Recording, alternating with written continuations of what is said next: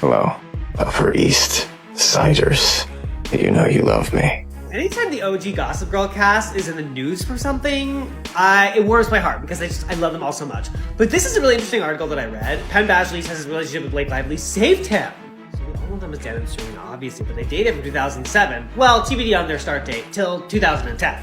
But Penn says in an interview with Variety that his former relationship with Lively, whom he was romantically involved with for 3 years, during their time on Gossip Girl, helped him. What was it like to film a wedding scene with an ex? Was that weird? I'm still processing it. No. 4 years, Blake Lively and Ryan Reynolds have been seen as the gold standard of Hollywood couples. They're funny, charming, and their chemistry seems straight out of a romantic comedy. Whether they're playfully roasting each other on social media or showing up hand-in-hand at red carpet events, fans have fallen in love with their love. A servicing interview from the Glamour 2009 magazine that Blake Lively was in, talking about how she poisoned the cast against her now ex-boyfriend that she left for Ryan Reynolds, Penn Badgley. I can fake empathy pretty well, you know? I am his home, and our girls are his home. And just like that 19-year-old boy, he races home. Whether it's from across the globe or a meeting across the street, he is hardwired to get home. If he came home from set not in his wardrobe, we would be very concerned. Soaked in mud, fake blood, real blood, prosthetic scars, superhero suits, tap shoes, or clown makeup, Daddy always comes home.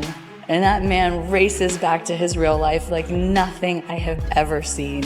Especially not by someone who's able to be so all in his work life. He's able to somehow be everything to everyone all at once. He's the most present person you will ever meet. And yes, he creates magic in his work. But man, oh man, does he create magic in his real life. Home is where his heart is, which is why he gives so much of his heart back to his home. But what if everything we've believed about them is just a carefully crafted illusion? What if their picture-perfect marriage isn't as perfect as it seems? Blake's former Gossip Girl co-star and ex-boyfriend, Penn Badgley, just dropped a bombshell that has fans and insiders buzzing. His words sparked a wave of speculation about what might really be going on behind closed doors. Both Blake and Penn were also on The View in 2007, I believe. She denied the rumors about her and Leighton not being friends, being more like frenemies, like their characters on The Gossip Girl. Even though Blake has been seen in some interviews not being the nicest to her co-stars and making fun of Leighton's upbringing. Recently saying that Leighton and I were frenemies. And it's frenemies. Is that the new term? Frenemies? Yeah, we're friends, but we're also enemies. And it's they see our characters on the show, and they want that to be true in a sense. I think they want everybody's characters in real life to emulate that. And it's really strange because they always want to pit women against each other. You don't hear about like Penn and Chase hating each other and being jealous and competitive. So it's very silly. But you know, we all do get along very well, and it's upsetting that they have to do that to try to sell magazines. There's enough gossip on the show. Just watch that. So now the big question is Blake and Ryan's marriage the real deal, or just another example of Hollywood trying to sell us a fantasy?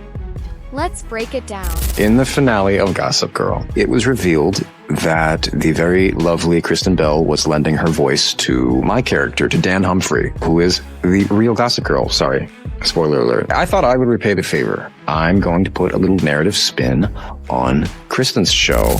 Now, Penn Badgley isn't the kind of celebrity who looks for drama. He tends to stay out of the spotlight and focus on his work. But in a recent episode of his podcast, Podcrushed, he made a comment that stopped everyone in their tracks. You're in a lifeboat. You can only bring 3 of your co-stars on it with you. Who are they? From the show. Yeah. Oh, that's so divisive. I'll take 3. Yeah. Blake, Chase, and Ed. Blake. Okay. Who's a better singer, Leighton Meester or Taylor Momsen? That interview was from 2016. I wonder what Penn would say now in 2025. One of those members would be left to swim up the river themselves. Oh, and P.S. Not that this means anything, but Penn Badgley does follow Justin Baldoni on Instagram. And not his ex Blake Lively. He was asked about on-set romances and how real Hollywood relationships actually are. Penn replied, "Some of the most stable marriages you see are performances. And when you've worked closely with someone, you see the script. That alone raised eyebrows. But when the host asked if he was talking about Blake Lively, Penn just smirked and said, "I'll let you read between the lines." Every single interview this woman has done, she has admitted to her wrongdoings and thinks it's okay. She thinks it's fine enough that they can publish it in a magazine for millions to read. Now, if you remember, Penn Badgley and Blake Lively dated from 2007 to 2010, and this interview was actually in 2009, so 2 years after they started dating. She was comfortable enough to say this about him after they had been dating for 2 years. If I was him, would be pissed when I heard this. Said in the interview that she was so upset when they cast him that she turned the whole cast against him. Saying, "I was first upset that they hired him. I actually poisoned the whole cast against him, but then they noticed that he wasn't a jerk and was actually a really nice, charming person. Almost immediately, I realized that too, but it took me about a week to admit it." And with that, the internet exploded.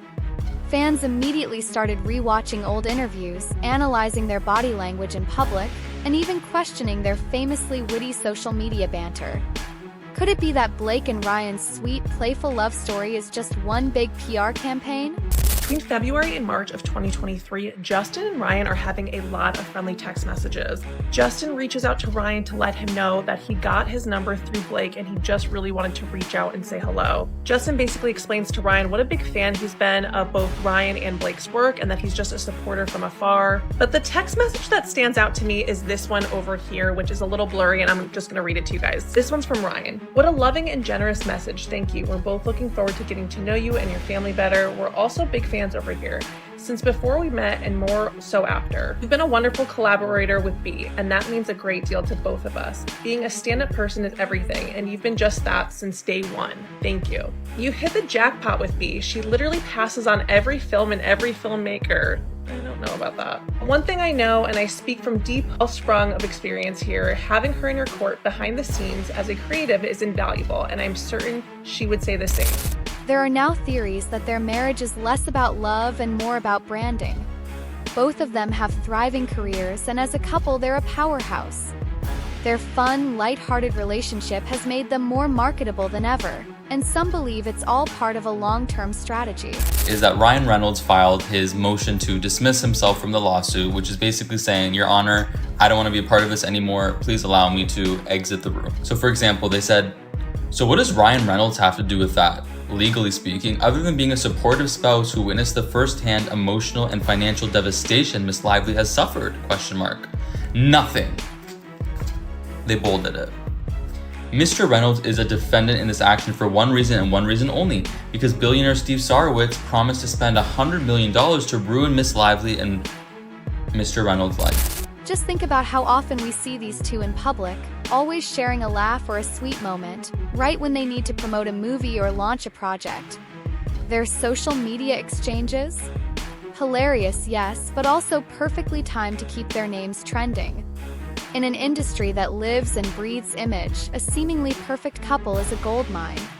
As I said before, the times I've interviewed Ryan Reynolds, he's always been super nice, very friendly, and that's the most of my colleagues, reporter colleagues, always thought Ryan Reynolds was a good guy. Now we learn new things about him, and we're all sitting there like, oh my God, we were all fooled. But is it all for show? That's the question now being asked all across Hollywood. Even Blake's famous inner circle may be dropping hints. Around the same time this controversy broke, her close friend Taylor Swift performed The Archer, a song about struggling with perception and feeling trapped by a perfect image. Coincidence? Or was Taylor trying to say something?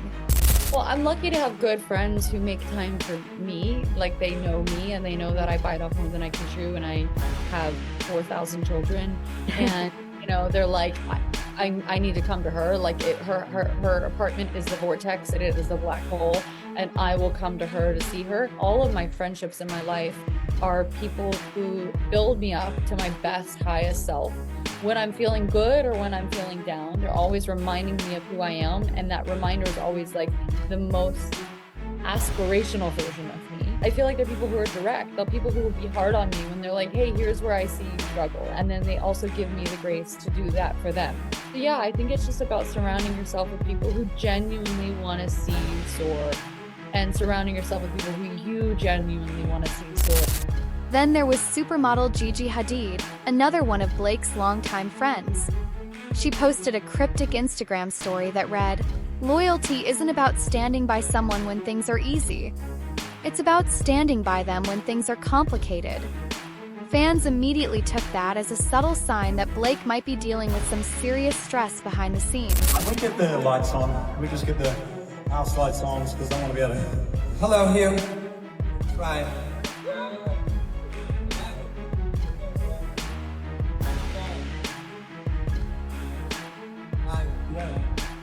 I have been lucky enough to have, he's my gotcha for life, right here. I mean it. Thank you, Gus.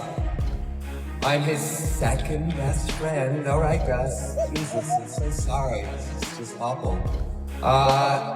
And I just want to, like, I know we're supposed to finish this bit where there's two security gentlemen come and they try to take the mic from me. It's like a struggle, and then they tase me, and I go down, and then they hog tie me, and then they put me in the Radio City music garbage dump, and then they just light it on fire. But I wanted to actually just say, I love this man. I care about this man.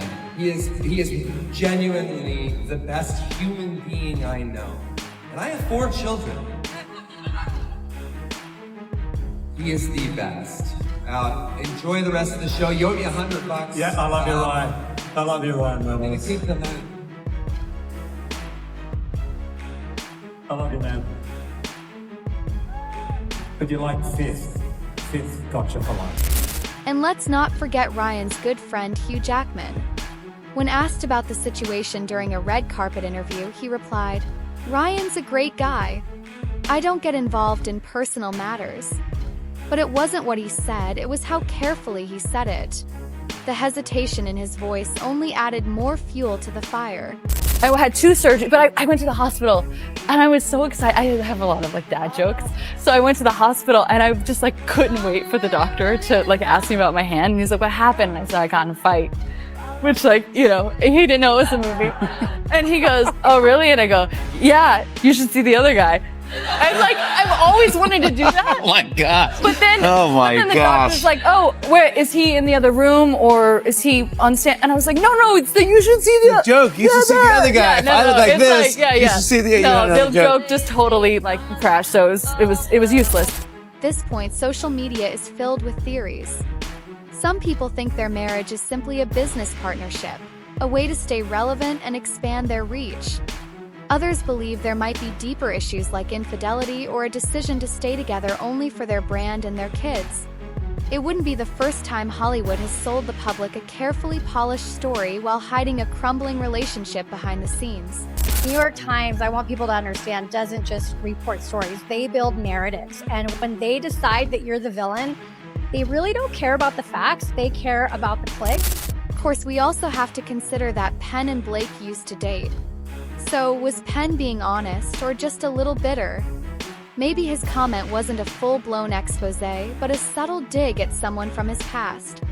Some fans think he was less interested in exposing the truth and more interested in stirring the pot. What was it like to film a wedding scene with an ex? Was that weird? I'm still processing it. No, you know what's funny? I don't really know what, in terms of it being awkward. I mean, like, I sure don't think it was awkward for anybody. Like, I think, from my memory, I'm pretty sure we were exes for nearly half of the entire run of the series. You know, that's like, it lasted for nearly 6 years, and I don't think we were together longer than 2, something like that. So yeah, I mean, we went through, it was actually, we always were very professional. We had to do all kinds of nutso stuff. And then there's the silence. Blake and Ryan are usually quick to clap back at rumors with a joke or a clever post. But this time, nothing. Blake even limited comments on some of her Instagram posts. Meanwhile, Ryan hasn't posted a single tweet about it. That silence is unusual, and in Hollywood, silence sometimes says more than 1,000 words. One of you guys actually sent me this video with Alanis Morissette, who used to date Ryan Reynolds. They were actually engaged. They dated from 2002 to 2007. And apparently, according to her, she wrote a whole album almost about him. To get over the pain, it was a horrible breakup. So not too long ago, this interview that Alanis Morissette did with Howard Stern resurfaced, and she talks about how painful her breakup was. He's a nobody. No, really, I mean, who is he? I didn't know anything about it. When you were in love with him, I didn't like it. I thought the guy was a douchebag. Well, you know Howard Stern, so he's really trying to dig in there and get her to talk about how horrible the breakup was. Hey, you were engaged. I was. So what, he comes home and announces he's with another broad? No. How does that all work? I don't know if she admitted, but it seemed like, you know, that he started a relationship with Scarlett Johansson before the relationship with her had ended. My experience with narcissism, I was the supply for them. I was there as an appendage or a server or a servant to their agenda. These are people who are really good at putting out this incredibly sort of, if they want to be warm and empathic, they can be warm and They empathic. can fake it. They can fake it. And there I was 13 years later going, oh my God, the empathy was fake. You know, I can fake empathy pretty well. You know, I can pretend. This story is far from over.